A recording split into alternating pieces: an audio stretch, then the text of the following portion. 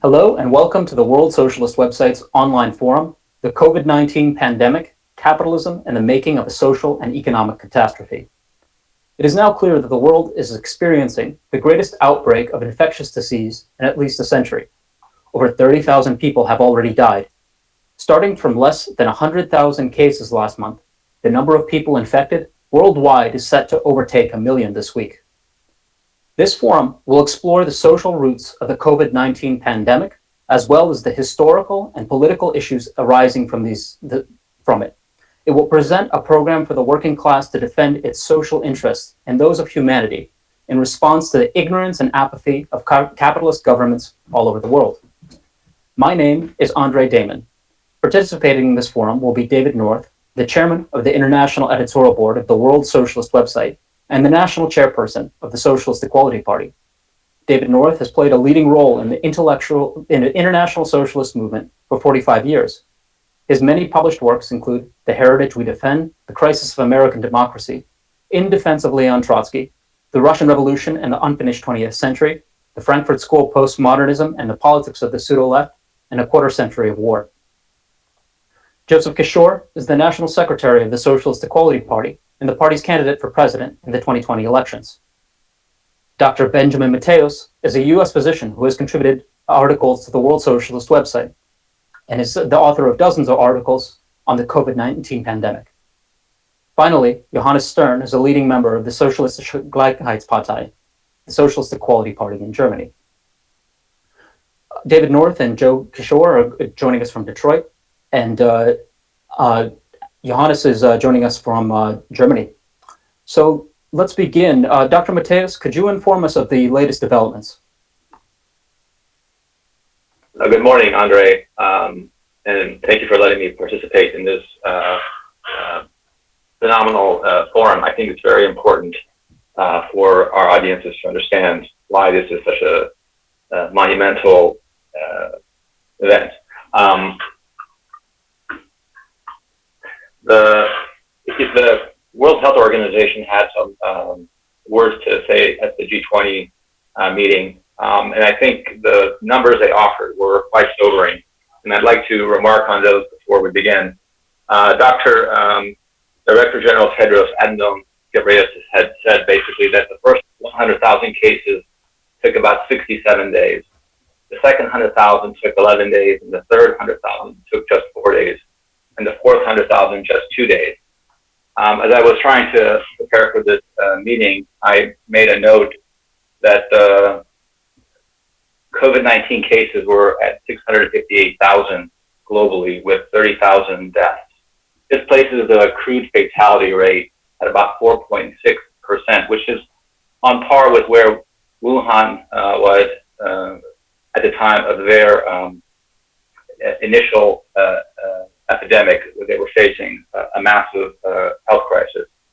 And presently there are about 199 countries and territories that have been impacted. So you can see that in 3 months, this virus has spread throughout every part of the globe. And when I just looked at the data again, we passed 700,000, essentially 40,000 cases with 2,700 additional deaths. I mean, these numbers and reports read like a wartime chronicle when daily killed and action lists were being promulgated during the wars. Now, if you go back and look at the trajectory of this pandemic, we're set to reach the 1 million threshold by the first week of April. And by the second week in April, we can potentially expect to see 10 million. And by the first part of May, up to 100 million cases, which is astronomical. Certainly, U.S. and U.K. are the epicenter of the pandemic, and arguably the United States is going to exceed Europe in the direction it's going. For instance, yesterday, we were at 120,000 in the United States, and as of this morning, that number has climbed to 131,000, and we have added 525 new deaths yesterday. And certainly, New York accounts for most of these, with 40% of the cases, but this is quite a remarkable development insofar as that the healthcare systems are completely overwhelmed in the regions where they're affected. Now, though the fatality index in the United States is 1.66%, there seems to be some socioeconomic factors that are giving us an assessment that there may be regional differences. For instance, in Louisiana, the fatality index is up to 4.3%, and in Michigan, it's closer to 2.5%, while in New Jersey and in New York, we see it at 1.2%.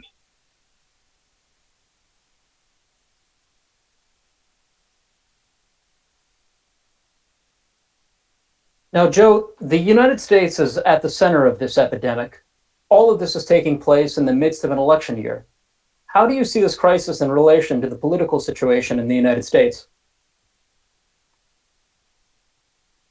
Well, I think that it can be said that this is true internationally, but it's true above all in the United States, that it has exposed the absolute inability of the capitalist system to respond to this in a scientific, rational manner, and one which corresponds to the interests of the working class.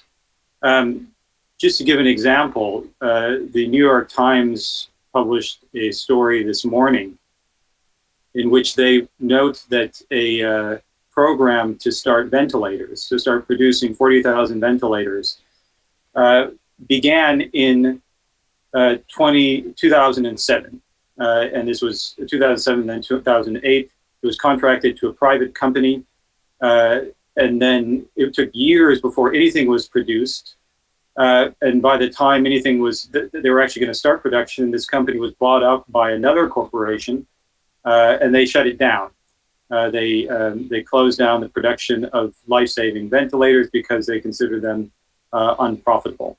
But if you consider, I mean, why is it that American society, and for that matter, capitalism internationally, has proven so incapable of responding to this? It's because everything has been subordinate to the interests of the corporate and financial elite.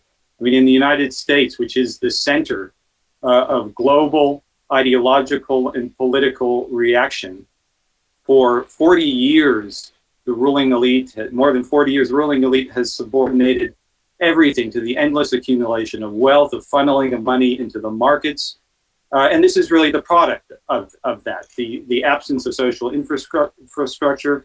I mean, this is a country in which 400 individuals own more wealth than 64% of the population, or 209 million people, where the rich live 20 years longer than the poor.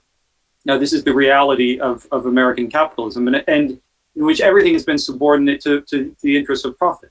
And the response to the pandemic has been conditioned by the same considerations.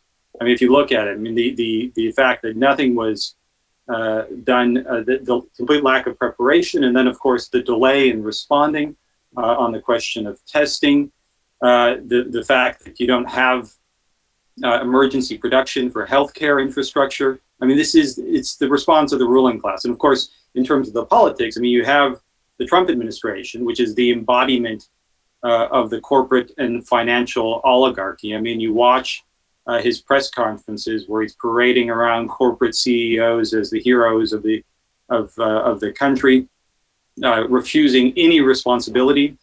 Of course, you know, the immediate response of Trump was to deny that this was even a serious problem. Then it became an opportunity for them to hand out massive sums to Wall Street.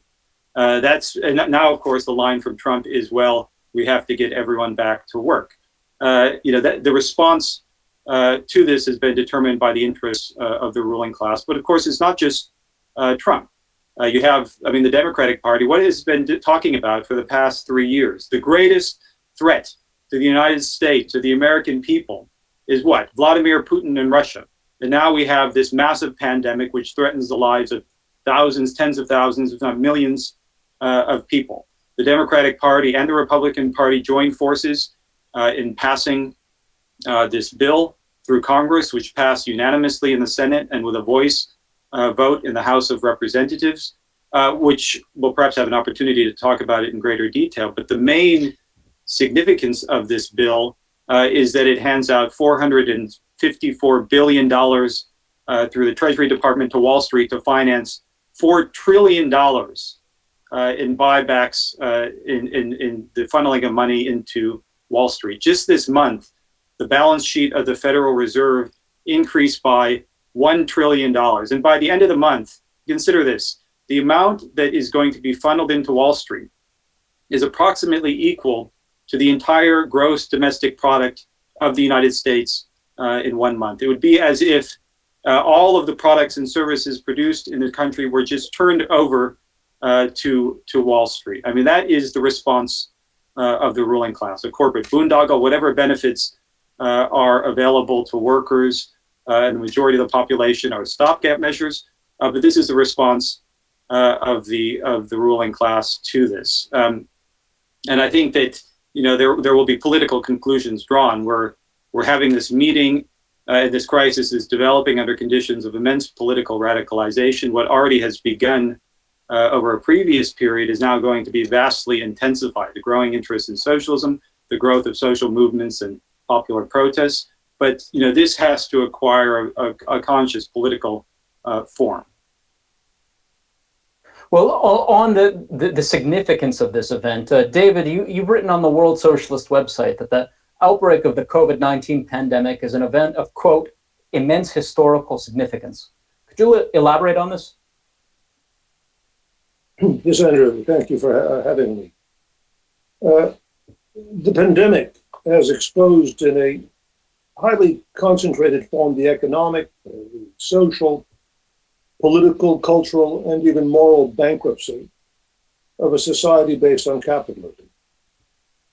Now, the pandemic, you might describe it as a trigger event.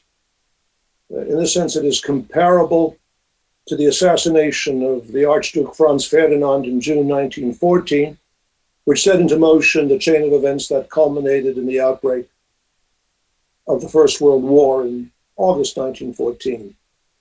The assassination itself did no more than determine the date of the war's outbreak. The war itself, that is the explosion of the global contradictions of capitalist national rivalries and the economics of imperialism, was inevitable. Now, the pandemic bears the same relation to the present crisis. No doubt the pandemic, as a biological phenomenon, poses an immense challenge to society. But the possibility, even the inevitability of such a contagion has been recognized for a long time. The really historical character of this event, as Joe has indicated, arises out of the response to the pandemic, the manner in which it has so completely exposed the comprehensive failure of the existing society, the ignorance and inhumanity of its political leaders, the corruption and venality of its ruling class, the incompetence of its institutions, and the intellectual and moral bankruptcy of its phony media-created heroes and even phonier values. Now, the pandemic will at some point end. But even after the virulence of the pandemic recedes and people emerge from isolation, there will be no going back to what existed before. The illusions that have persisted for so long have been shattered in the same way they were shattered by World War I and World War II. What has occurred cannot be undone. The lives that have been lost as a result of the gross absence of preparation, which is the consequence of the subordination of human need to profit, all of this will not be forgotten. The change is already underway. You might have noticed that people are cheering healthcare workers, not bankers. There's not going to be a return to the status quo ante. Millions of people all over the world, having passed through this uniquely global experience, will perceive and think about reality in a different way.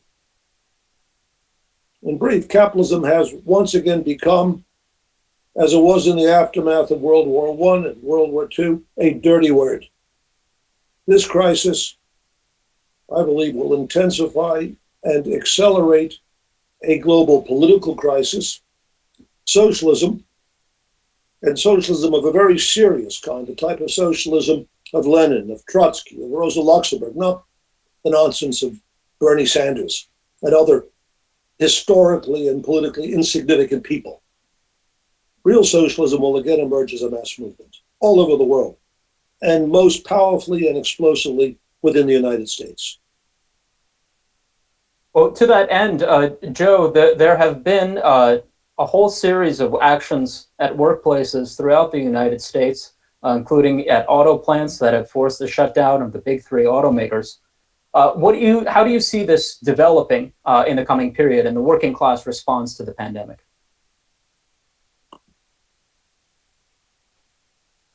Well, I think that, yes, first of all, there have been we have been remarking over the course of the past several months the growth of working class struggles all over the world.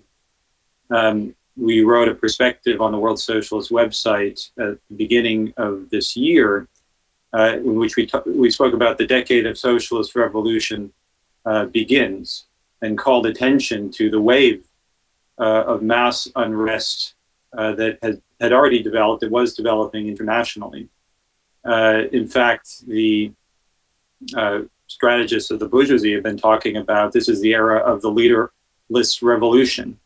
And this pandemic now, I think, really brings us to a new qualitative stage. Growing anger in the working class among young people is intersecting now with a global crisis, which is demonstrating in concrete form the consequences of a society that is based upon the interests of the rich, which is subordinated to profit. And there have been waves of struggles already developing. As you point out, the auto industry, the only reason that production was shut down, and this was covered up in the media, the only reason the production was partially shut down, not completely, in the auto industry is because workers took it upon themselves to launch sick-outs, wildcat strikes. There have been actions by Amazon workers, by poultry workers, by sanitation workers, transportation workers. On Monday, there's a planned strike by Instacart workers, grocery delivery workers who are still working and not being provided the most basic protective equipment. So I think this will generate, and is already generating, immense social anger. I mean, the line of Trump, and it's not just Trump, it's also the New York Times and Thomas Friedman, as we've written on the World Socialist website, is that we have to get everyone back to work as soon as possible. At his press conference the other day, he was going on and on. We have to go back to work. They want to go back to work. We have to go back to work. And they want to try to do that. But it's not going to happen without resistance. I mean, there is going to be a response in the working class. The social anger, which has been developing over a longer period, will acquire more immediate forms. And that, how that develops, I think the critical question is the development within the working class of a political leadership, an understanding, as David was saying, that, this is a question of capitalism. And I think there is a growing understanding among workers, among young people, of that reality. But that has to be organized. There has to be the development of a real political leadership in the working class in the United States and really all over the world. I think there's also a growing realization among workers and the population more broadly that there's no national solution to this global pandemic.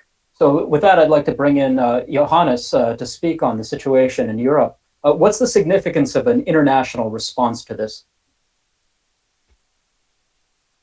Yeah, thank you, Andrew, for having me from Europe. Let me first make some points on the situation in Europe before I speak about the significance of an international response. One has to say, and that's of course known, that the situation in Europe is absolutely dramatic. The numbers are increasing by the day. There are now hundreds of thousands infected throughout the continent. Over 20,000 people have died so far. In both Italy and Spain, where the situation is worse, every day now close to 1,000 people die. In Italy, I think the death toll this morning has reached 10,000. In Spain, 6,500 have died so far. In the UK, in 2,300 people have died. In the United Kingdom, over And also here in Germany, from where I am speaking, numbers of cases are now close to 60,000 people infected. And also the death approaching now 500, with figures rising faster than in the days before. The medical situation is catastrophic.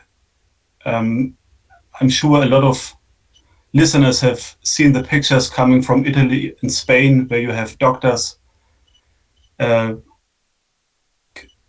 decisions who is treated, who is not treated. There are not enough ventilators. The hospitals are completely overwhelmed by the amount of, and a similar development is now expected in other.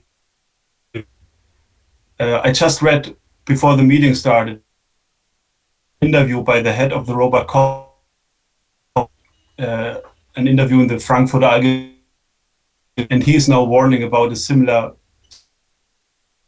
in Germany. He said in the interview, we cannot rule out the possibility than ventilation stations in this country.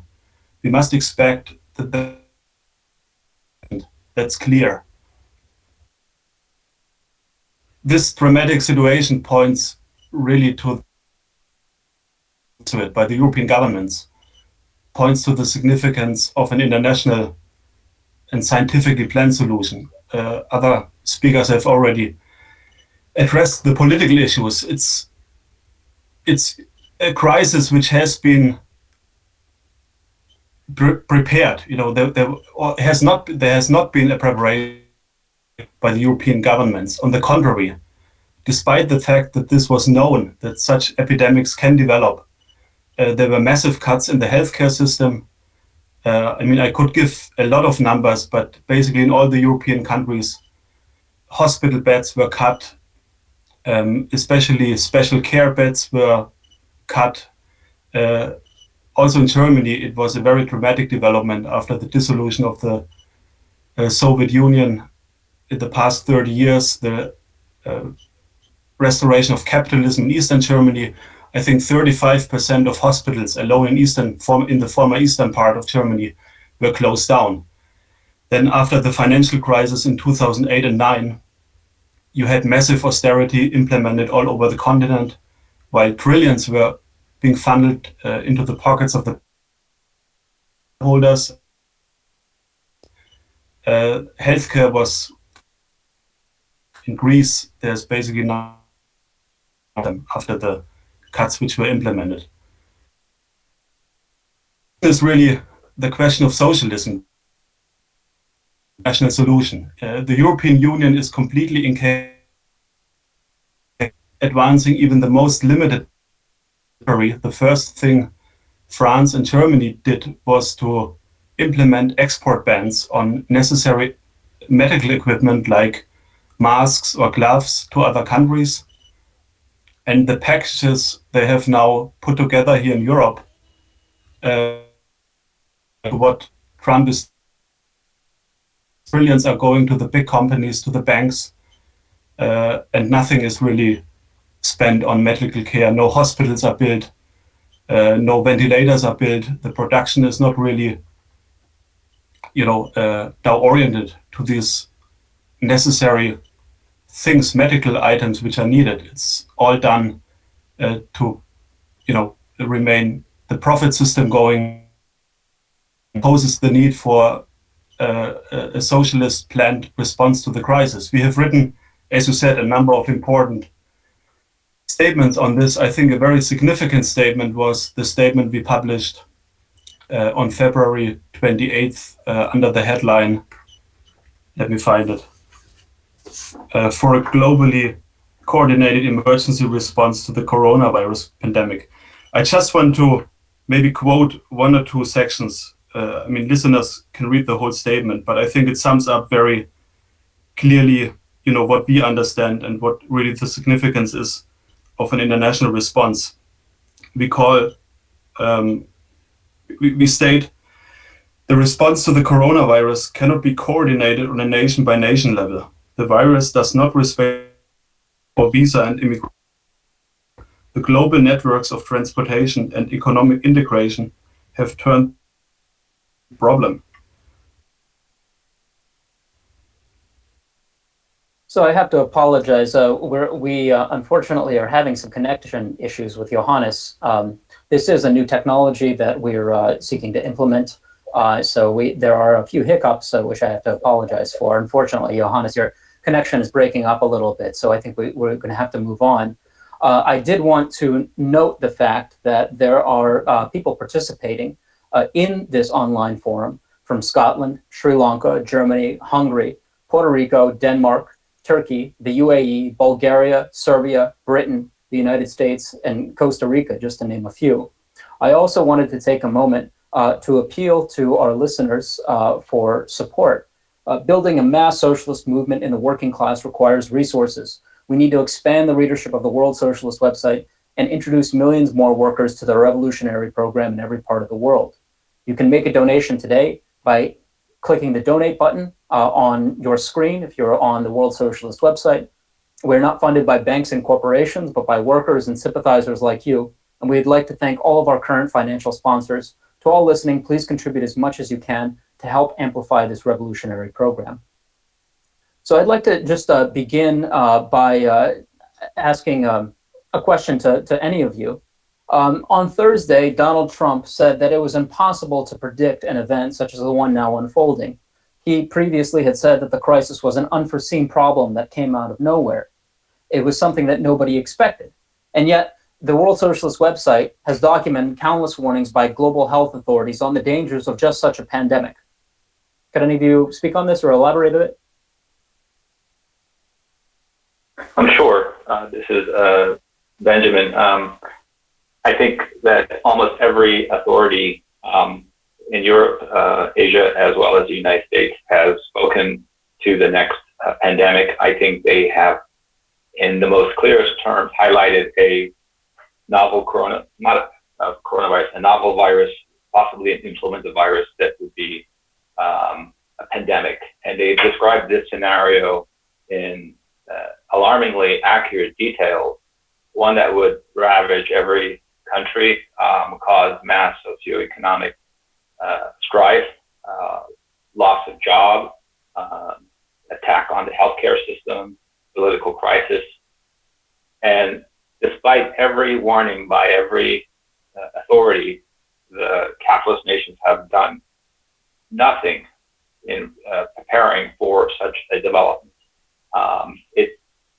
It is remarkable that the amount of resources that can be devoted to this is minuscule compared to the crisis we're seeing in the markets. And as we have noted, it's predominantly because everything is to the markets, to the financial oligarchs, and nothing to the workers. I think we've said, millions may die to save billions. I think that's a very accurate assessment of how these producing nations see these developments of society. If I can make a few points about this. The claim that this is an unforeseen event is nothing less than absurd. It is hardly an unforeseen event. There was the SARS pandemic in 2002, 2003. The very name of that pandemic, the SARS stands, I believe, for severe acute respiratory syndrome, was well known. Even the type of effect such an infection would have on the human body. There was the SARS episode. There was the H1N1 event of 2009. There have been, as Dr. Mateos has indicated, many documents and warnings made that a pandemic would occur. I just want to read a very valuable article that was published in the authoritative Foreign Affairs magazine, was published by the Council on Foreign Relations in the July-August 2005 edition. And the author is the well-known specialist in Epidemics and Pandemics, Laurie Garrett. And she wrote at the time, let's read a few passages. If the relentlessly evolving virus becomes capable of human-to-human transmission, develops a power of contagion typical of human influenzas, and maintains its extraordinary virulence, humanity could well face a pandemic unlike any ever witnessed. And then, in describing the impact, she wrote, the CDC, that is the Center for Disease Control, predicts that a, quote, medium-level epidemic, unquote, could kill up to 207,000 Americans, hospitalize 734,000, and sicken about a third of the U.S. population. Direct medical costs would top $166 billion, not including the cost of vaccination. An H5N1 avian influenza that is transmittable from human to human could even be more devastating, assuming a mortality rate of 20% and 80 million illnesses. The United States could be looking at 16 million deaths and unimaginable economic costs. This extreme outcome is a worst-case scenario. It assumes failure to produce an effective vaccine rapidly enough to make a difference, and a virus that remains impervious to some anti-flu drugs. But the 2007 reckoning is clearly a conservative guess. There is also, even far more recent, in 2009, a document produced by the National Security Council entitled National Strategy for Countering Biological Threats. So the claim that this is not known, that this is a bolt from the blue, is not only absurd, it's a lie. And what's very striking in all the commentary which presently takes place and what dominates the media, there's always this talk of, well, here we are now, but absolutely no discussion of responsibility, no discussion of how it is possible that the richest country in the world cannot provide even the most basic equipment required to treat patients, to protect caregivers.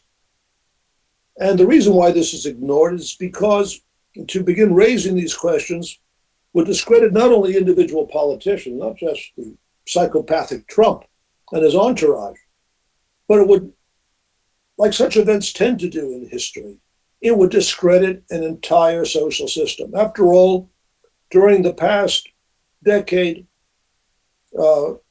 public attention, or at least in the media, has been focused on the rising market, the levitation of the Dow Jones and the S&P and the NASDAQ is looked upon as the real proof of the success and viability of the American capitalist system and the world capitalist system. In other words, the celebration of the grotesque accumulation of personal wealth.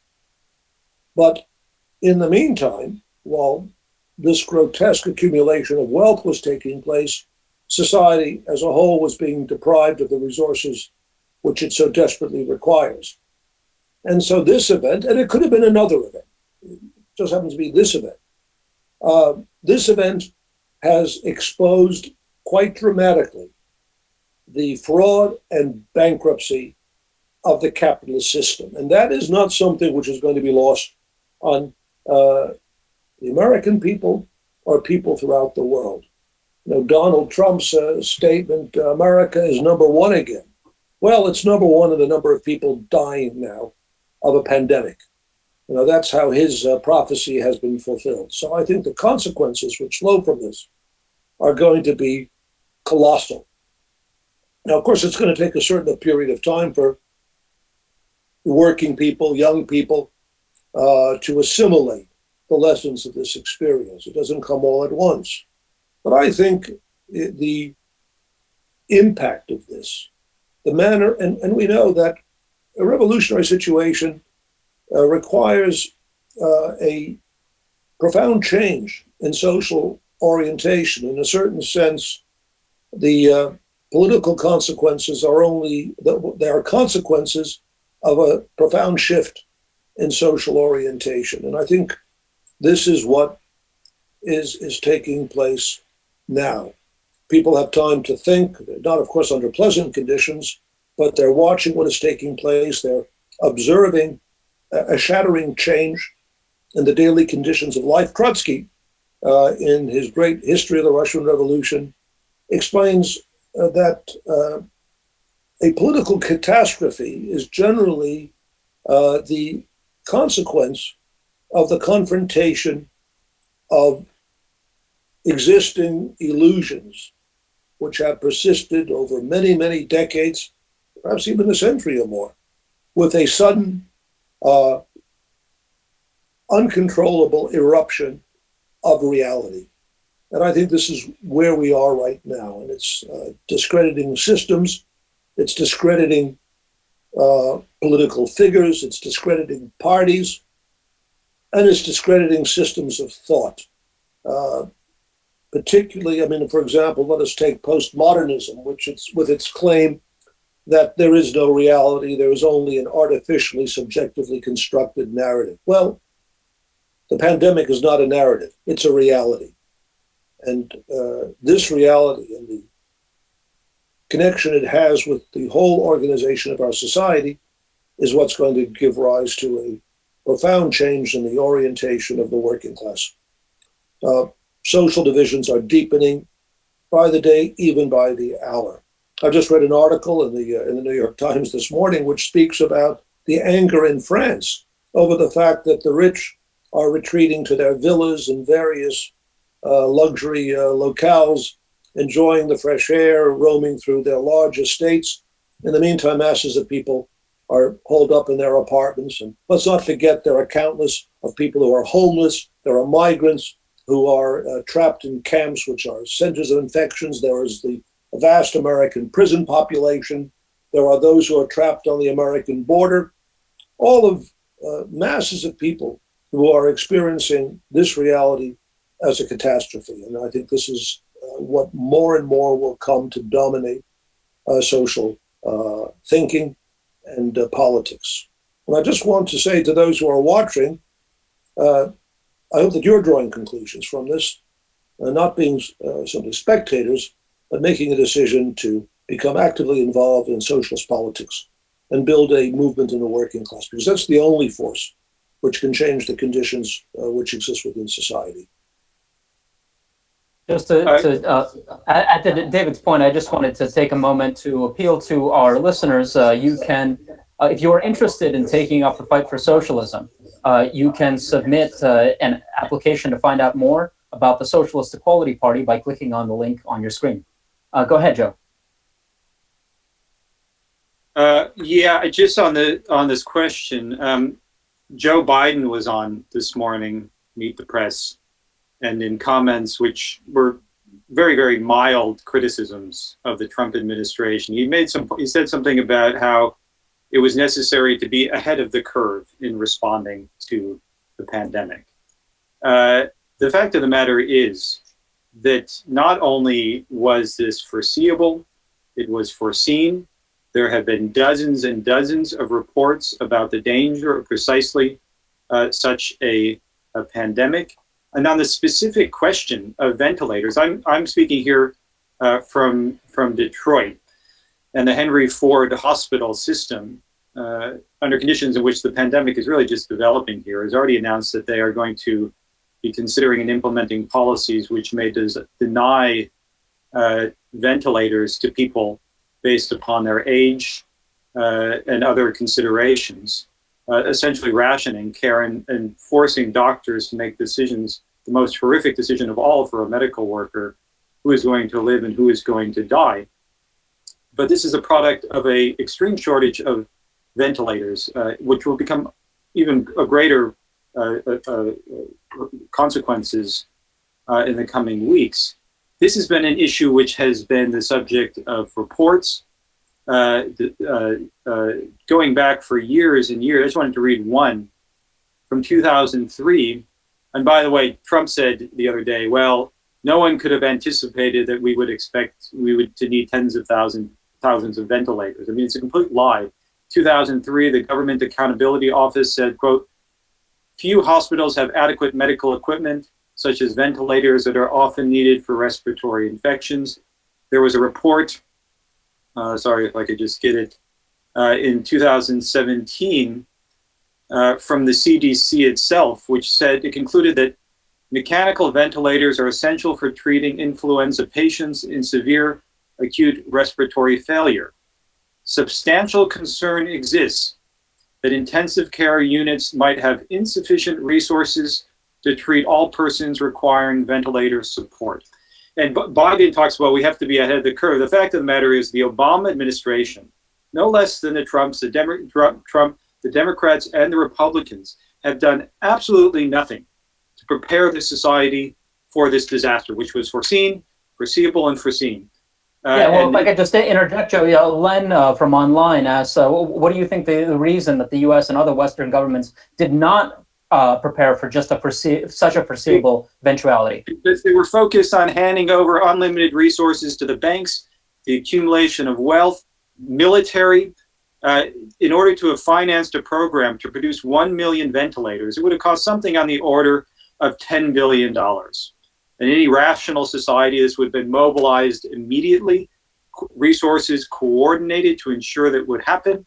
What has been instead? What was the Obama administration doing instead? Bailing out the banks, financing the military. $1 trillion for the military every year is 100 times what it would have cost to finance an emergency program to ensure a stockpile of a million ventilators in the United States. But that's not what they were doing.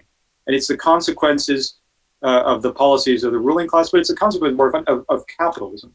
Just if I could add on the point that David was making about theories that are being refuted, the associated to postmodernism is the conceptions which have been promoted by the Democratic Party, by the organizations that surround it for decades, that the fundamental division in American society, world society, is not class, it's not social inequality, it's race, it's gender, the politics of identity, which have been utilized to advance the interests of privileged sections of the upper middle class as they compete for positions of power. Well, the coronavirus, Dave made the point that doesn't respect a boundary, it doesn't respect national borders, it doesn't apply for a visa, it also doesn't care what race you are, what gender you are. And of course the collapse of healthcare systems is impacting workers of all races, all genders. These are class questions, and that is being revealed in the development of this crisis. Well, since you mentioned the issue of postmodernism, I just wanted to point our listeners to David's book, The Frankfurt School and the Politics of the Pseudo-Left, which deals with many of these issues at length. These and many other works by David and other authors are available at Mehring Books on Mehring.com. So I just wanted to take a few more questions, some related questions from our listeners online. Jay writes, this is a hypothetical question, but wouldn't you have Obama, Clinton, Biden's response to this coronavirus crisis have been much more effective than Trump's?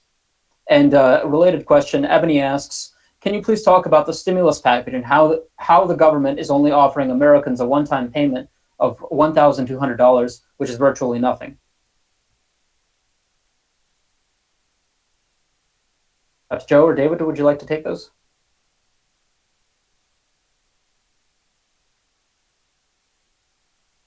Well, I could speak, I guess, initially. I mean, the fact of the matter is, again, that look, Trump embodies the reaction, the nature of American finance capital. He didn't come out of nowhere. This is an administration which represents and expresses all the criminality, social inequality. I mean, in everything that everything that the administration is doing in response, it reflects social interests, class interests. And the fact is the Democratic Party expresses, well, perhaps different factions, the same class interests.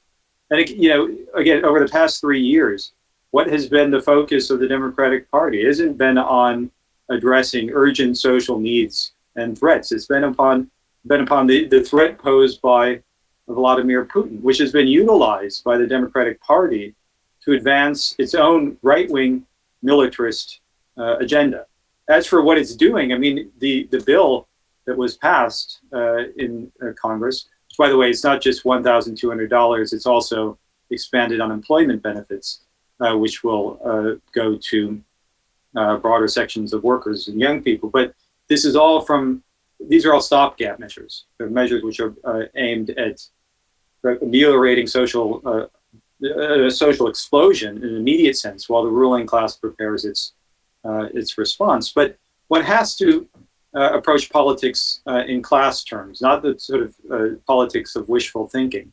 If I just add on that, I think one of the lessons which has to be drawn also here is the experience of the Sanders campaign, because millions of workers and young people supported Sanders in this election, in the hopes that this represented somehow a movement against social inequality.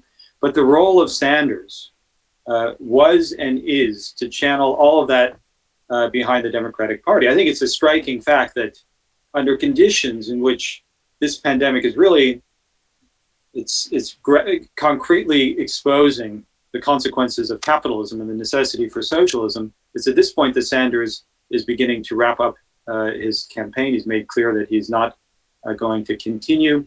And if you listen to what he's saying, in addition to voting for this bill that passed in Congress, he says nothing about capitalism, nothing about socialism, proposing really minor reforms without any challenge to the dictatorship of the corporations, of the ruling class over social and economic life.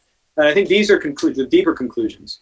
David said at the beginning, a serious socialism, not a socialism of Marx and Lenin and Trotsky, not a socialism, a pseudo-socialism, which promotes the idea that something is going to be done within the framework of the Democratic Party, which is the socialism of Sanders or Corbyn or Syriza, and of course the Democratic Socialists of America.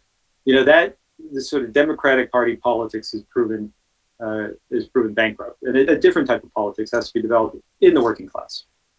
I would like to Go ahead, David. add a few points to the question which was asked about the bailout and its significance. Now, I've stressed a number of times that the pandemic, for all its intrinsic significance, should be viewed somewhat as a trigger event. And that applies to an understanding of the economic convulsion that has developed, the crisis which has developed very rapidly, which is, of course, a fundamental element of this situation. Now, even apart from the pandemic, there were many indications, and certainly the World Socialist website has written about it extensively and continuously. There are many indications that the United States and the world, the whole world capitalist system, was hurtling toward a major economic upheaval. And in this regard, it is striking that the massive fall in the markets have taken place with staggering speed. And I don't believe, despite last week's slight recovery in the markets, that will persist. The economic breakdown has certainly been accelerated and intensified by the pandemic. It's given its a sort of special speed. But this crisis has, like everything else, far deeper roots. It's always a question of how far back do you want to go? But since there was a reference to Obama and his presidency, it may come as a shock to some, but perhaps Trump is somewhat more vulgar and more backward. But in many ways, his own administration is a continuation and has continued many of the policies which were put into place by Obama. Keep in mind that the last great economic collapse took place a little more than a decade ago. And the measures which were employed to get out of that collapse, which was triggered by Wall Street fraud and so on, involved a massive infusion of credit, of liquidity into the American and global economy. I mean, the Federal Reserve, and under the auspices of what was called quantitative easing, bailed out the investor class to the tune of hundreds of trillions of dollars. Quantitative easing involved buying corporate and rotten bank assets to the tune of $80 billion a month. That's gone on for year after year. Interest rates were kept at historically low levels. And so the whole process of intervening to save the capitalist class was initiated, I would say initiated, but was taken in 2008, 2009 to a new level by the Obama administration. And this playbook was written by that administration, the Trump administration, with the enthusiastic support of the Republicans and the Democrats who were cheering the passage of the bill, have continued this. Now, again, I'd just like to point out, for those who are interested in these issues, we all have heard the traditional justification for capitalism and what does the capitalist do? He brings to the market his capital, he invests, and he takes the risk. Well, as it turns out, the money he brings to the market is money provided by the government. And when everything goes wrong, risk is carried by the population as a whole. He doesn't have any risk at all. He's bailed out.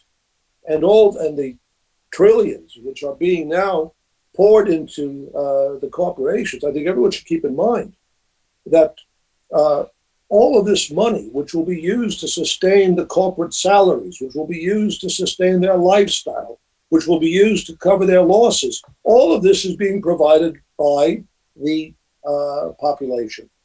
Now, we also are familiar, the claims, that capitalism, the state must stay out of the affairs of capitalism. State intervention is anti-capitalist, anti-American. Well, of course, when things begin to go south, then the cry goes up. They want the state to intervene and provide them with money, lots of money. Now, what are the conclusions which should be drawn? In the end, when we look at the present situation, I think it's extremely important for understanding also the demands which are now going up for everyone to get back to work as quickly as possible. The process of the economic system of the last decade and more, but particularly during the past decade, has been characterized by a process which economists, more critical economists, have referred to as financialization, where a vast portion of the profits accumulated are generated not through the process of production, but in the finance industry. I think the finance industry now accounts for something like 60% of corporate profits.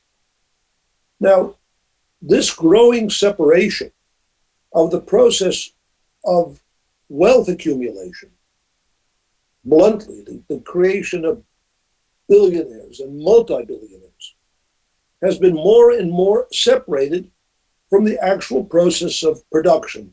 That is the process of production which requires the application of the labor process.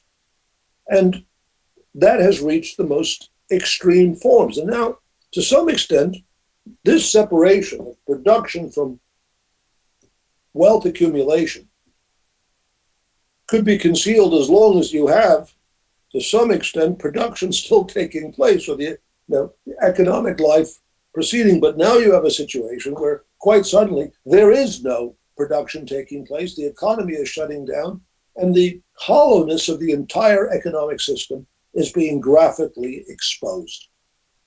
Now, for some time, they can try to conceal this by pouring liquidity into the corporations, the usual handouts, even on a more extreme form, but it can't continue. And so the call which is now going up, that everybody has to get back to work as quickly as possible, regardless of the health consequences, is in its own way a confirmation of the Marxist theory of value. Without the application of labor in the final analysis, there is no wealth to be produced. So the masses have to get back to work to keep the system operating, or at least to provide enough value coming into the economy to provide a certain level of support for the wealth which is levitating above the real labor process. So, even in the most fundamental sense, the way this crisis has so rapidly developed is a powerful confirmation of Marxism. It's a demonstration of the bankruptcy of capitalism, and it leads to the following important conclusion. The capitalists want their state to intervene to defend them, to provide, to plunder the society, to pour more and more resources into their bank accounts. The working class has to create its own state power. It has to fight to acquire political power and use a genuinely democratic worker state to organize in a rational, scientific manner society in the interests of humanity as a whole, to end the chaos which we now are observing. I mean, it is extraordinary. Here we are in 2020, sheltered, wherever, in our homes, if we're fortunate, our apartments, and there are many far less fortunate. And the society with all the billions and trillions incapable of dealing with an emergency. And I just want to, I'm sorry to go on a bit, but we've had meetings, and one question which often comes up is, well, what about the pandemic of 1918, 1919, where millions and millions died? Well, the difference then was the level of science was nowhere near what it is today. The knowledge of virology, the knowledge of how epidemics spread, no one knew about DNA or RNA, or the microbiology involved in these pathogens. And so, but here we are 100 years later with a far higher level of scientific knowledge, the ability to predict, to make projections, to understand. And there are countless graphs to be found how these pathogens spread. We know precisely. And there's work available on the internet, papers, which everyone can consult, which show that every hour, every day of a delayed response translates into countless tens of thousands of lives. And yet with all that knowledge, this society was totally unprepared. So I think, we're dealing with so many fundamental questions which can't be answered by the banalities, not just of the capitalist media, but the type of warmed over semi-reformism, empty phrases about Medicare for all, which are handed out by people who have absolutely no idea of what is involved in a serious transformation of economic and social life, such as what we now need. Well, David, you covered a lot of topics in that response, which I thought was really excellent. But I think that I just wanted to ask a few follow-up questions from our listeners online about some of the economic issues and historical issues that you raised. And then maybe we can address some of the questions of organizing the working class in response to this. There have been a number of questions raised in that regard. But just first on the economic issues, Liam asks, does the economic collapse that is occurring during this pandemic have anything to do with the deeper structural issues of capitalism? I mean, obviously, you've pointed to some of those, but I think perhaps you could elaborate. Another viewer asks, how can the QE money printing program of the Fed not cause inflation? If it just reinflates asset prices, doesn't that affect the real economy at all? Maybe you wanted to take those? Well, perhaps I'll just say a few words, then maybe Joe wants to deal with it. Well, that's a very good question. There's an article which appeared in the New York Times by historian Adam Tooze, who actually wrote, well, everything could be solved if we just have enough dollars available to provide and cover the demand for liquidity. That he was pointing last 2 weeks, there's been a tremendous demand for dollars. And he refers to the dollar as a store of value. Well, a store of value of what? How is that determined? I mean, the fact of the matter is running the digital printing presses, creating more dollars doesn't by itself create value. Value is created in the labor process. What is being created are claims on value. It used to be said that the definition of inflation is too many dollars chasing too few goods. Well, now one has a situation where you have trillions of dollars being produced in the forms of credits, in the forms of digital transfers, alterations of bank balance sheets, and nothing standing behind it. So yes, it has ultimately colossal inflationary implications. And the disastrous consequences of this are going to continue and manifest themselves. And the point I was trying to make before is the increasing angry and ruthless demands for a return to work reflects this recognition within the ruling elite that they require a return to the process of labor exploitation at an ever more intense level to cover some portion of the claims on value which they are manufacturing in the forms of essentially currency inflation. Well, I just perhaps Joe could speak a bit more on some of these issues as well. I had a few questions I wanted to direct to him from some of our listeners. But I just wanted to first off thank those of our listeners who have just donated.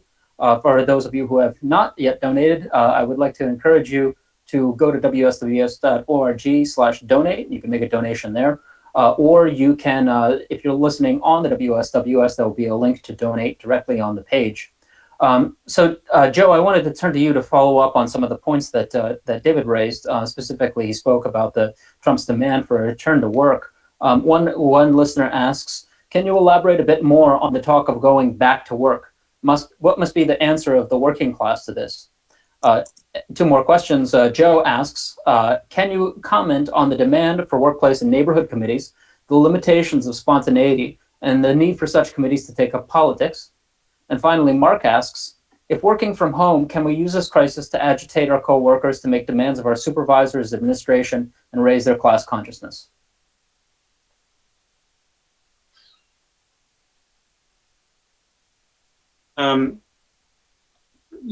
Well, just first to address some of those questions, and then make a point about the earlier one.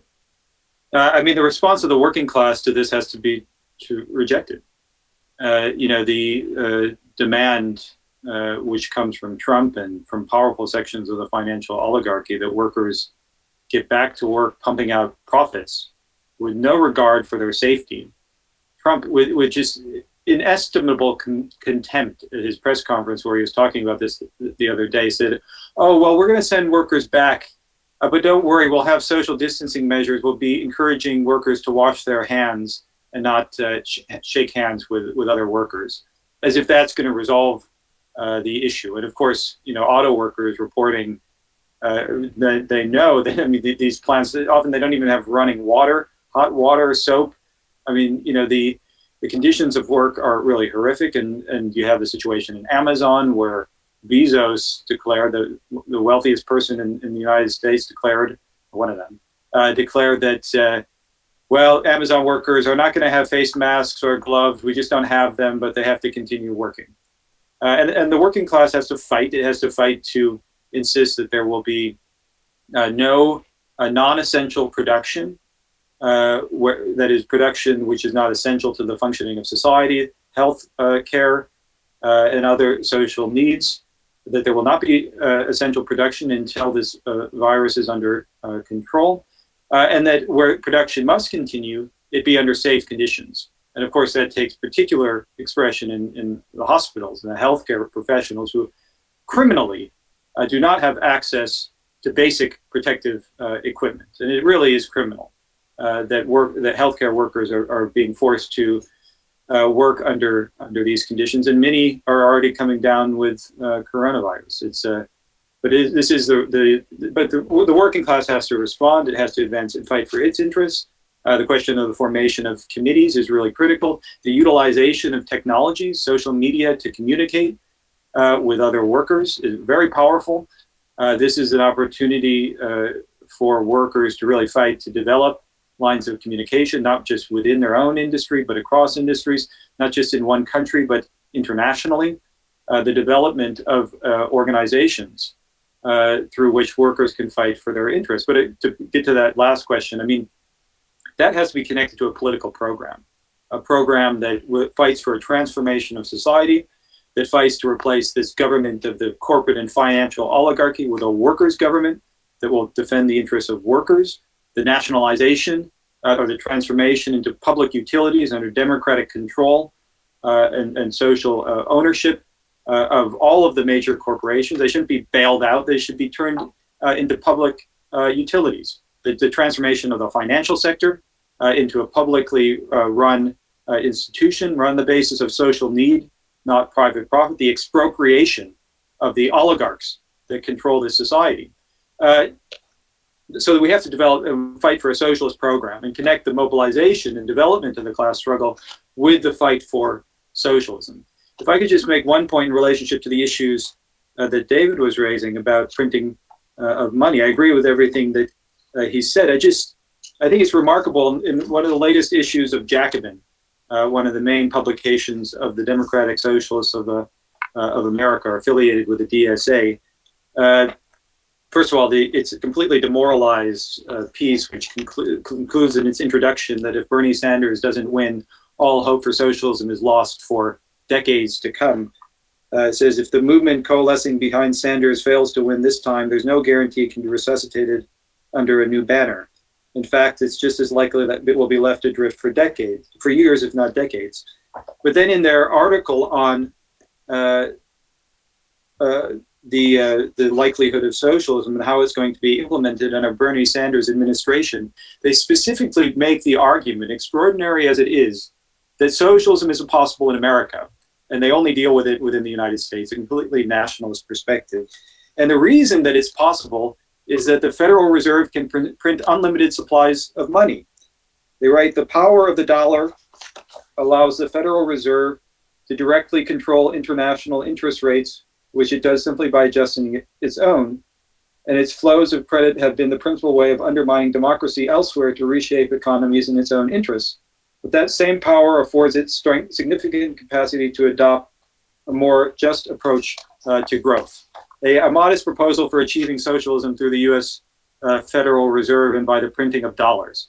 I mean, it really is, but it's an expression of sort of the bankruptcy of this type of politics that is around the Democratic Party. Well, Joe, I think those are extremely important points. I just wanted to return to this issue of whether this pandemic could have been foreseen and prepared for. And specifically, I wanted to point to the coverage of the World Socialist website. The WSWS identified quite early on that this is an event of very substantial global significance. Even in January, the World Socialist website wrote in a perspective that, quote, the outbreak in China has exposed the vulnerability of contemporary society to new strains of infectious disease and the dangers for which no capitalist government anywhere in the world has adequately prepared. I think that's being played out in spades and horrifically being demonstrated before the eyes of millions of people. David, maybe you could comment on why the World Socialist website has, from the beginning, paid such attention to this pandemic. Well, I would, in a general sense, we try to study, and we do study objective events. I think from what everyone has said, we are materialists. We recognize the existence of an objective reality. And the World Socialist website, I should also add, has been always very much oriented to the careful study of developments in culture and science, climate change. And again, to come back to the point that what we've seen in the pandemic, this is only a foretaste in the sense of what the implications of climate change are. But we know we not only we're following the developments, there was a great deal of information available, and we wrote about it, and that analysis that we presented has proven to be correct. I think it's striking that the World Socialist website, which proceeds from a global view and which recognizes that today all great social events, first of all, are mass events. They are global events. We could bring to the analysis of this development, we could recognize that what was happening in China would inevitably have far-reaching implications throughout the world. And also, to the extent that we're not mesmerized by the propaganda of the capitalist media, that we have a very clear and developed perspective and political orientation, enables us to respond, I think, in a very acute way to such events. Well, I just wanted to bring in Johannes for his interpretation of these questions. Johannes, would you like to add anything? Yes, I hope the connection is working again. I switched off my camera. Sounds quite a bit better. Go ahead, Johannes. Okay, thank you.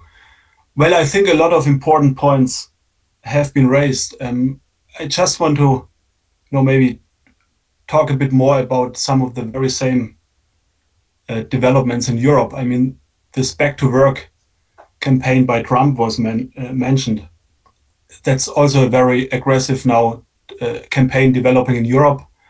I think it's important to understand, and that point was made, that there is an objective logic underlying this call to send workers back to work, even under conditions where the pandemic is really intensifying and more people become infected and are dying. And it's very clearly explained by those who advance it. We wrote an article about a German finance investor who is very aggressive in making this demand. And he said explicitly, basically what we as Marxists explain, that to pursue this economic policy of money printing and handing out bailouts to the banks and the big corporations, workers have to get back to work. You can't sustain these type of programs, which means basically enriching the super rich, if workers are just sitting at home and are not doing anything. And this is becoming now, a real dangerous development. The point was made that in the end, the ruling class will use force to implement these type of policies. There was yesterday a plan revealed by the German government that 15,000 troops are now mobilized or will be mobilized in the next days all over the country. And it's already clear that these soldiers will not just be used to help with the medical supplies for the population, but they will mainly be there to work with the police, to basically police the population. So this drive to, the question which I think we are discussing, the whole development has revealed that there is massive state intervention needed to confront the pandemic. The whole basically capitalist myth that there are such things as liberal capitalist entrepreneurship and the state has to play no role. This is over. The whole crisis has shown that the banks and the corporations cannot really exist and survive without massive state intervention. But that, of course, raises the whole question: who holds state power? Who controls the available resources? Is it the financial oligarchy, which increasingly turns to dictatorship and fascistic methods, or is the working class able to take state power, to use the resources which are available to organize a scientific, a rational plan to build what is necessary? We talked about the question of ventilators, the hospitals which are needed.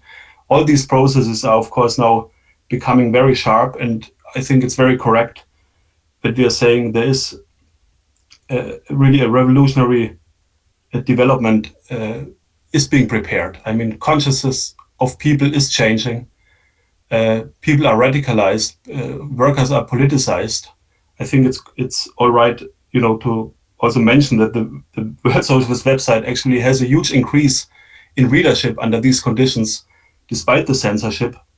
And the whole question is, of course, now to fight for socialist consciousness in the working class, to develop a historical understanding of what is happening. That's what we're doing with this meeting, and really to build our international party, organize the working class internationally on the basis of a socialist program, and make it possible that the solution of the crisis is not left to the ruling class, but the working class is able to advance its own program.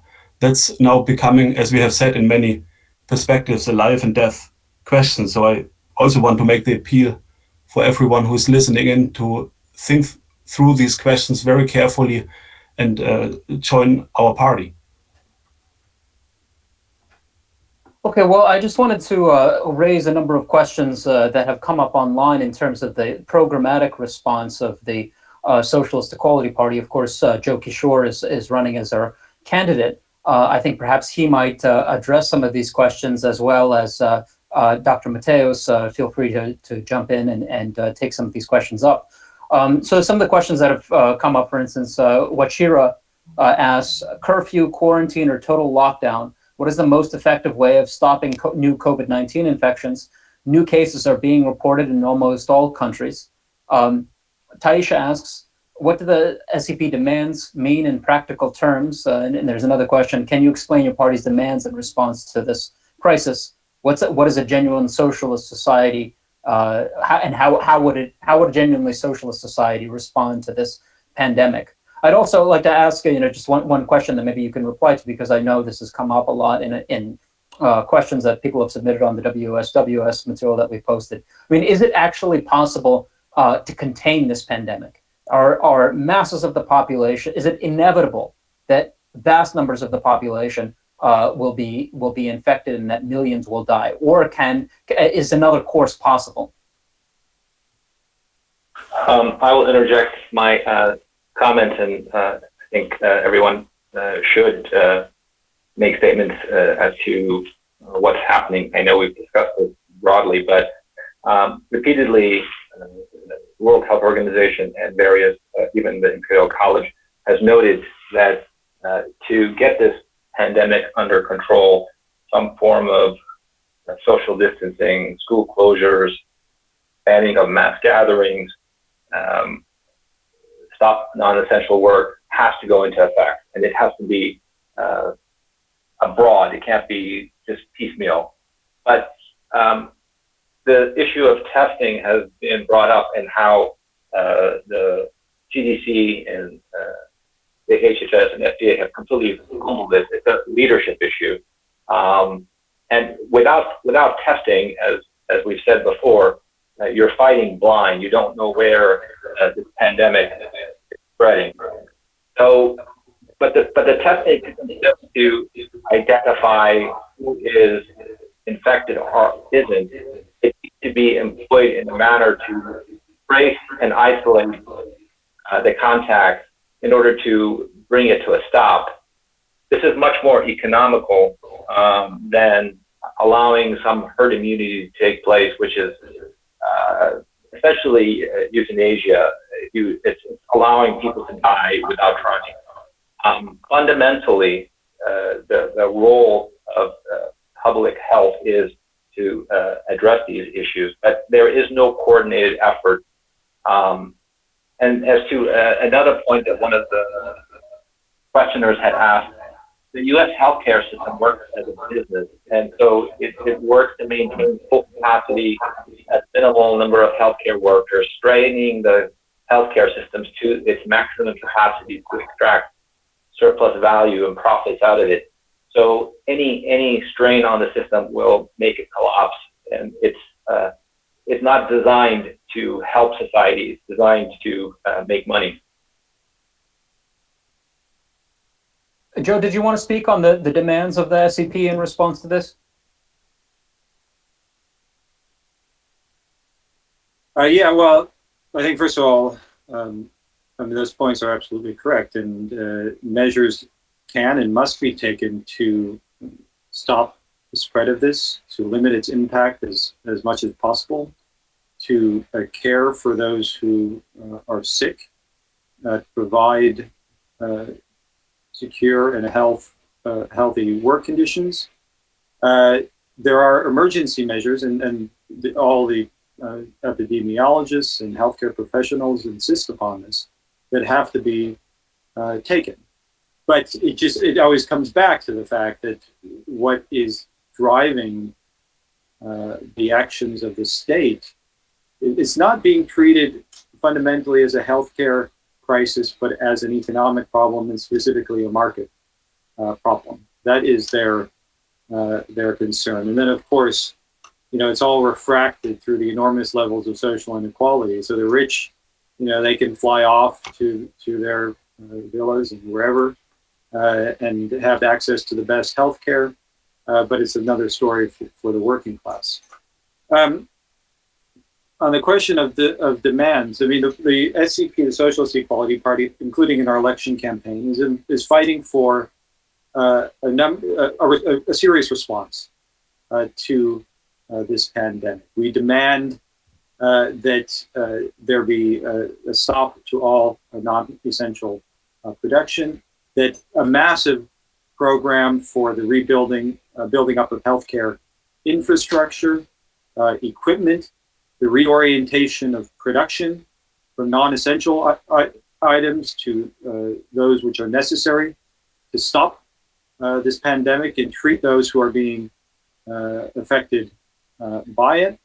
Of course, there has to be full income for all those who are laid off. 3.3 million people filed unemployment benefits last week in the United States alone.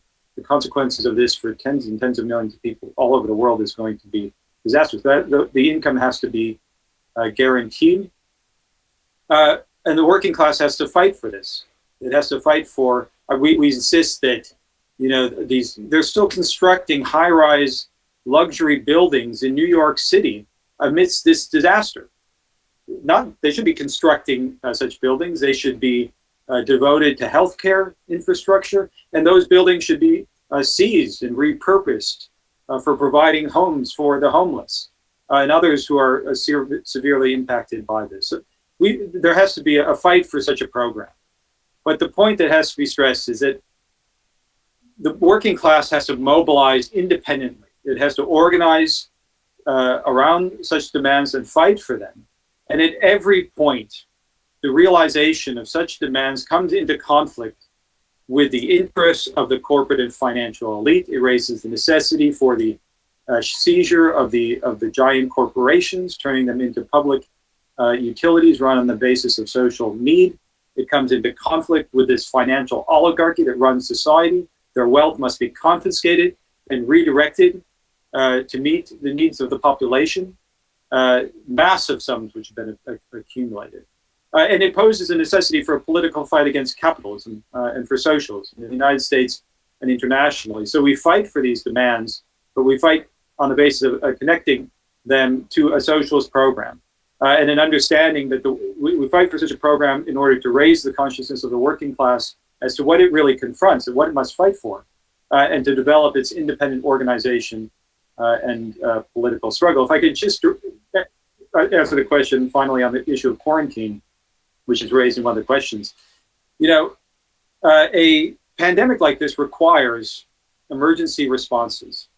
Under a socialist society, the development of such an epidemic would require all scientific measures to be taken to block its spread. And where necessary, there may be have to be quarantines, although that has to be done on the basis of guaranteeing the democratic rights and the social interests of those impacted. But the danger is, because this state is not responding on the basis of the interests of actually containing the pandemic or the interests of the working class. It represents the interests of the corporate and financial elite. And the workers have to be on guard against the utilization of emergency measures justified on the basis of this pandemic that undermine basic democratic rights. Most recently, you have the threat from Donald Trump to quarantine all of New York, New Jersey, and parts of Connecticut, basically preventing anyone from going in and going out. And I think this is very chilling. It comes in the context in which Trump is denouncing state governments that he doesn't agree with and threatening basically to cut off aid to entire states because of the political conflicts. It's developing into an immense political crisis in the United States. New York Governor Andrew Cuomo said in response to this threat, well, this means that the federal government is declaring war on the states. But I think what's raised is, you do have within this context the danger of the utilization on the part of the state of emergency measures under the cover of measures necessary to stop a pandemic in order to implement significant attacks on democratic rights. We say in our response to our latest, or at the end of our latest statement, that the response of the ruling class to this leads in the direction of authoritarianism, of social inequality, and the deaths of millions of people. The response of the working class, however, and this is the critical question, leads in the direction of socialism. And that's what the working class has to fight for. I would just add, we really encourage everyone to join the Socialist Equality Party. On the side of the screen, you should see a form, get involved, join the Socialist Equality Party, sign up now. We're building a political leadership in the working class. We want you to join in the United States, all over the world, fill out your information, and make the decision to take up this fight to build a socialist leadership in the working class. Thank you, Joe, for that answer. David, did you want to add anything to Joe's response? Well, yes, Joe has raised very critical elements of our program. I just want to again place this perhaps in a broader historical framework, and particularly in relationship to the history of our party and what it represents. The Fourth International was founded in 1938 by Trotsky, and the outcome of his struggle against the betrayal of the October Revolution and the degeneration of the Soviet Union under the Stalinist dictatorship. Now, the founding document of the Fourth International was entitled The Death Agony of Capitalism and the Tasks of the Fourth International. It was written by Trotsky in 1938 on the eve of the Second World War, the impending catastrophe that was ultimately to result in the death of somewhere between 50 and 70 million people, which included such horrors as the Holocaust, the dropping of atomic bombs on Hiroshima and Nagasaki, and other unspeakable events, the firebombing of Dresden, which took place just 80 years ago, last month, killing 100,000 people in one evening, two evenings. I just want to say, though, a few things about the transitional. It became the program became known as the transitional program.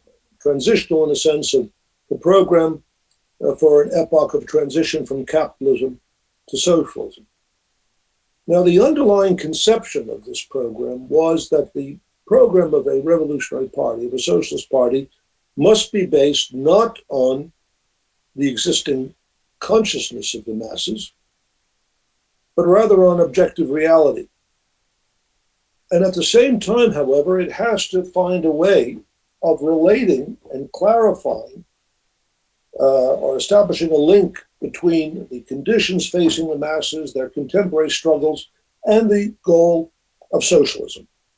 And this is the significance of transitional demands. Underlying these transitional demands was that at every point, the demands began not with what the capitalists claimed they could or could not afford, but the objective needs of the workers, both in a practical and historical sense. The fight for the program was an inseparable element or critical element in the education of the working class, the raising of its consciousness, and the development of a genuine solution to the historical cataclysm which the masses faced. Now, everything that's been said here and everything which has emerged from the crisis as it continues to unfold is that clearly the fight against the pandemic, the fight for an appropriate response to this pandemic, cannot be based on what the capitalists say they can or cannot afford. Frankly, we couldn't care less. We're not interested in what J.P. Morgan, Chase, or any other corporation tells us is or is not possible. The government, the corporations express the interests of an oligarchy. And in the most direct sense, this crisis demonstrates that the striving for profit and the defense of human life are irreconcilably contradictory objectives. General Motors, which has now been tasked, for God's sakes, with the building of ventilators. Can you imagine? General Motors. And they're haggling with the government over how much money they're going to make to produce this. Well, obviously, our response would be that the corporations, General Motors and all the other multi-billion-dollar corporations, be expropriated and the resources be organized and utilized in a manner which can facilitate mass production of all that is needed under safe conditions to protect and save human life. So we're talking about nationalization without compensation to the big shareholders, but nationalization, and you might say internationalization, under the democratic control of the American and the world's population. Similarly, there's no way one can organize the resources of society without placing the banks, which always come cap in hand whenever they're on the verge of bankruptcy, placing the banks under public control, centralizing the banks, and again expropriating the large shareholders, and ditto for the enormous, obscene fortunes which have been accumulated. I think we should be generous. I think we should take some cognizance of the very hard work that Mr. Bezos has done. But I think if he can't, maybe we'll leave him with $20 or $30 million, just as an example of unnecessary, grotesque wealth, as a moral tale to be looked upon with a certain amount of disgust. But the vast resources which exist, as I'm making the point as clearly as I can, must be placed under public control. Now, most immediately, since this issue has come up of a return to work, we say no return to work under conditions in which human life is threatened. No worker should be asked or compelled to work under unsafe conditions in which their lives are threatened. And in those key industries which are tasked with saving human life, making available critical life-saving goods, food, and so on, all resources must be provided to make sure that those workers work in safe conditions. Healthcare workers should not be expected to sacrifice their lives due to the absence of critically required equipment. And of course, an element of this is, we know that the state of production in the United States is so catastrophically disorganized that ventilators will not be available for months, if not years. So we desperately need international collaboration. We should be working with our brothers and sisters in all parts of the world to organize the production of ventilators, masks, or whatever else is needed. Pharmaceuticals, medicines, there should be globally coordinated research to accelerate the discovery of a appropriate and at least somewhat effective response, ultimately a full response to this particular pandemic outbreak. So the principle, that many details can be filled in, but the most critical detail is that there can be no solution to this and the crises which are to come. And the pandemic is only a focus of a broad range of existential threats to humanity.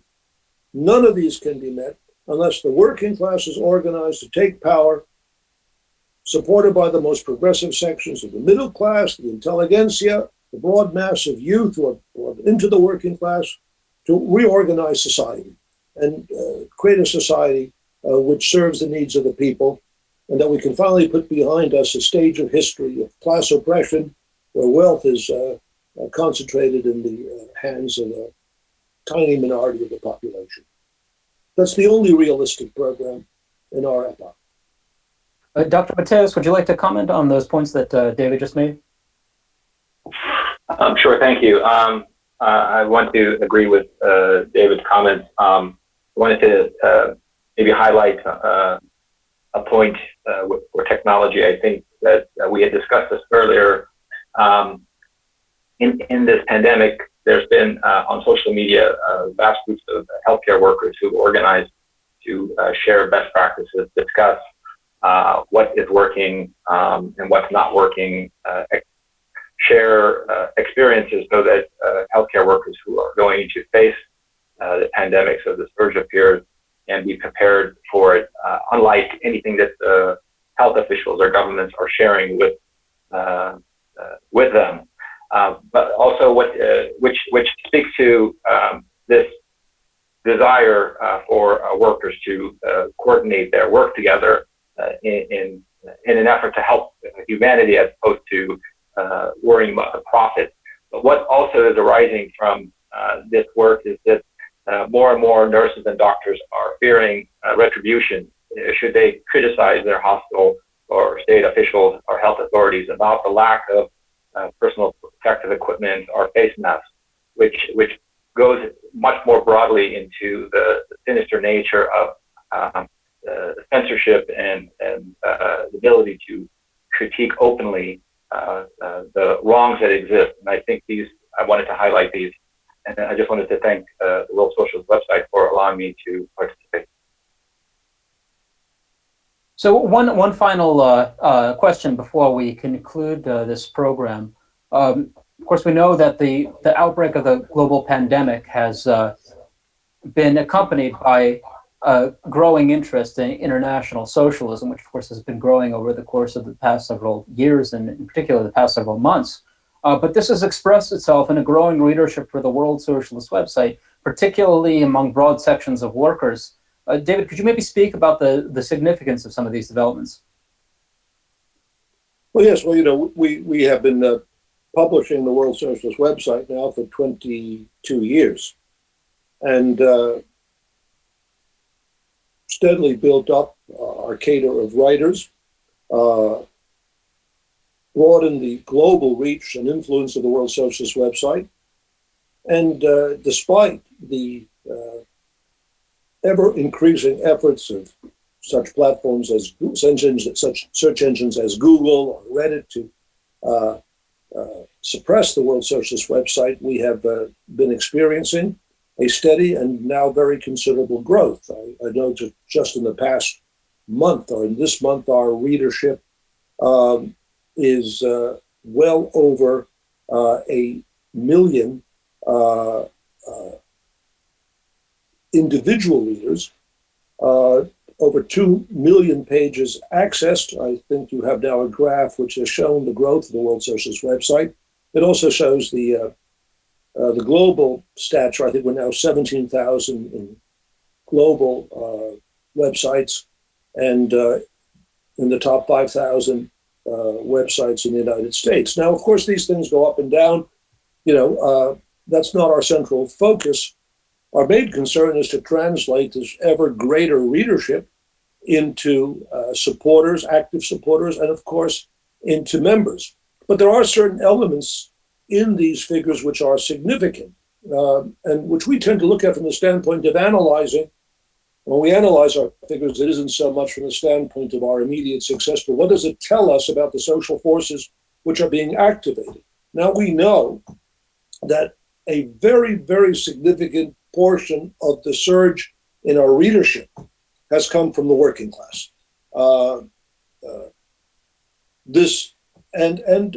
fact that our readership has been growing substantially relative to publications which cater to the middle-class pseudo-left. I'm not going to mention the names of publications. Some of them find themselves going out of business at the present time. But many of these publications, which have focused on issues such as identity, race, the continuous obsession with gender, these publications appeal to a very different audience than we do. We're not really in competition with them in that sense. Our audience is the working class within the United States and internationally. I've been particularly heartened and, in fact, enthusiastic about the tremendous growth in the readership of the World Socialist website in German. It is really experiencing a meteoric growth in the last month, and particularly in Germany with its terrible history of fascism, authoritarian rule, and the most violent war waged by its ruling class against Marxism. This has tremendous significance, and I'm really immensely gratified by the success that our German comrades are now having. We also see that there's a substantial growth of the website and its readership in Brazil, in South America, in Asia, of course, in Sri Lanka, in India, the growth in Australia, and we begin to get letters in from readers in virtually every continent. So this is, for us, an extremely important indication of a process of political radicalization. It places upon us tremendous challenges. I'm, as the chairperson of the International Editorial Board, I'm very proud of the daily collaboration of our website. The editorial board meets and discusses each day, works out the political line, which we will have. And the efforts made by so many writers who participate and who contribute so much time and effort to producing the website is very challenging. We are in a process of preparing a expanded and more developed form of our website. I hope that will be launched in the very near future. But above all, the website is not, we've always conceived of the website as a political, intellectual, theoretical center of socialist thought. We view socialism not just as a list of demands. Socialism is a great political and cultural movement of the working class. We write and we strive to write at a high level. We believe that the education of the working class is the only means by which great historic change can take place. And so the response, which we've seen in the recent period, is very important. And I think it's only the beginning of a far, far greater development. Historic problems require great, profound, revolutionary solutions. And so that is our ambition. And I again want to make this point. Let's use the period right now, the period of, you might say, enforced isolation. Let's turn this into a period of preparation to all our working class readers and youth, and form networks. At some point, you'll be going back to work. And when you go back to work, you want to be prepared for what you are going to face. You must now organize networks of support, rank and file committees to monitor conditions in the shop floor, in your offices, in your factories. You have to have a leadership which is committed, which you've all seen the bankruptcy of the trade unions, the corruption. You have to use this period now to organize and create networks of trusted and respected socialist leaders who can prepare for the enormous struggles that lie ahead. Just finally, Johannes, did you want to weigh in on any of these points that David just addressed?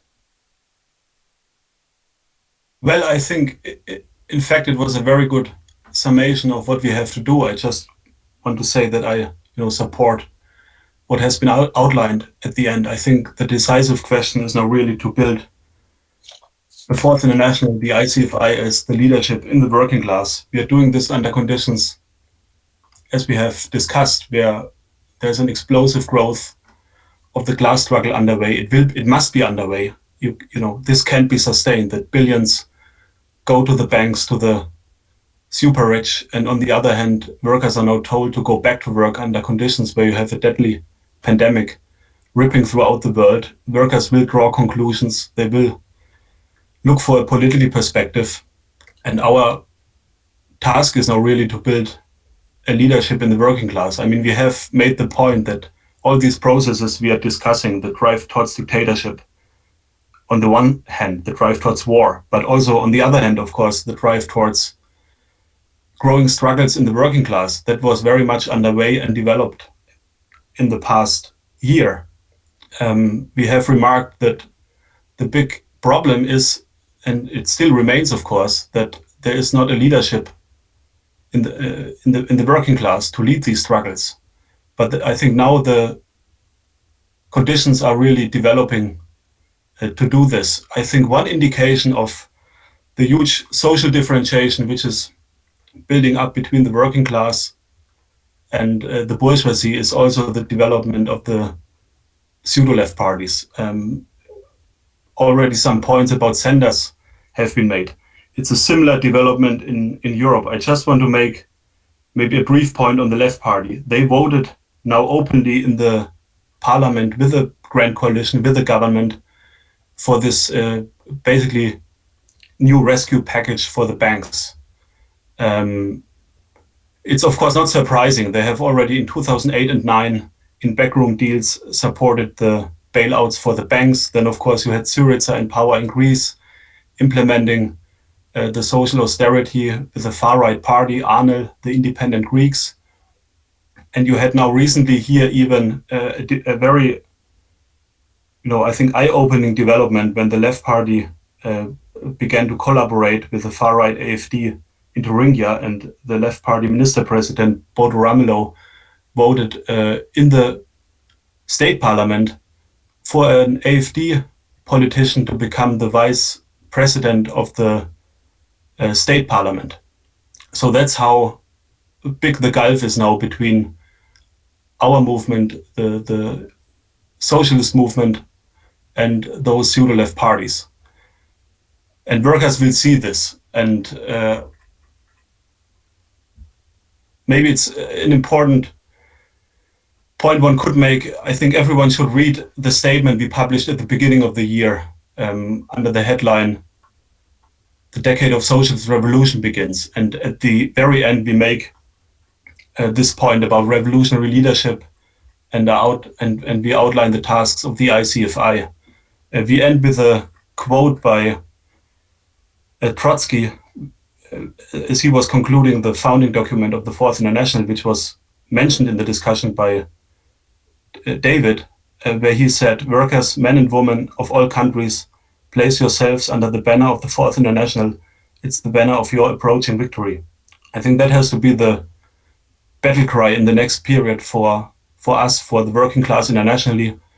And so I think this online meeting we have been holding must really be the starting point to develop our work, to organize the working class internationally, and fight for socialist consciousness in the working class to prepare for the coming struggles.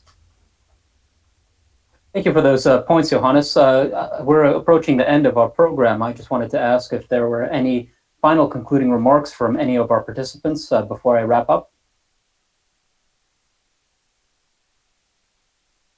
Well, okay. Oh, go ahead, David. I hope that this program has helped clarify the program of our party. Again, we urge everyone who is listening to read the World Socialist website, become active in the work of our movement, to support it, and to make the most critical decision you can make, to become an active fighter for socialism. When this immediate crisis is past us, or at least its most acute stage in terms of the pandemic, we are able to resume something approaching a normal life. It can't be the old life, and it can't be the old way. This world must change, and there cannot be any return to things as they were. This isn't the last crisis. This isn't the last existential threat. The basic reality is that the future is either socialism or it's the destruction of humanity, the destruction of this planet. The experience which we are now going through is a terrible, terrible warning. And so we have to learn from it. And we have to act upon those lessons. And with that, I ask you to wherever, all over the world, become active in the socialist equality parties, which are affiliated with the International Committee of the Fourth International.